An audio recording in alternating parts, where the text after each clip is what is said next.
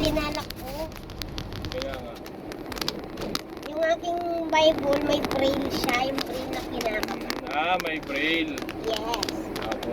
Kaya Basta pagdating mo doon, huwag mo sabihin na iniwanan ka ng pulis ha, pinasakay ka ha. No. Binigyan pa kita ng ng hepe namin ng pamasahe. Oo, bawal dun. Oo, masama yun kasi Alam naman ng Diyos na hindi ko pinabayaan.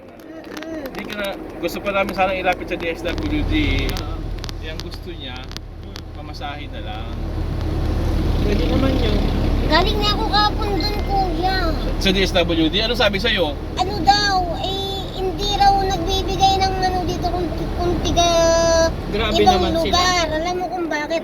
Iningian pa ako ng indigency. Ano Hindi, mabibigay ko? ano na lang kasi yan, tulong sa kapwa eh.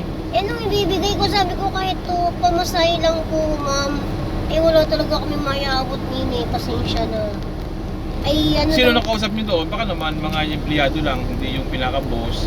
Kasi Hindi, kung yung pinaka-boss, yan, malibigyan ka talaga. Hindi, ayaw na nila sabi, laging sinasabi, ang gamot lang daw ang binibigay doon sa mga Hindi, nagbibigay sila ng yung financial assistance sa mga Sabi gaya ko nga, niya, naliligaw kayo. Umihingi na nga lang ako yung para walang bayad, yung papel, yung balik probinsya, baga. Ayaw talaga pag hindi daw talaga dito residente, hindi raw. Kung sa main po, Hindi. mabibigyan po kayo ng sa main.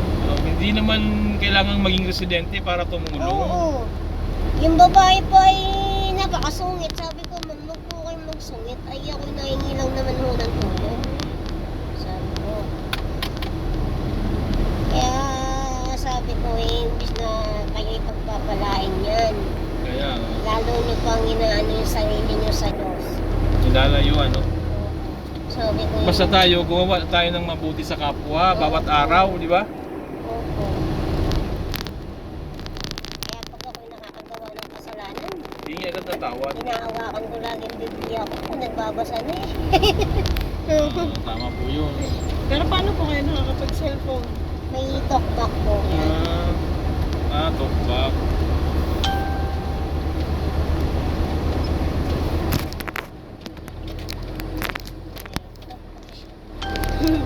Masasabihin naman na yung matanda mabuti na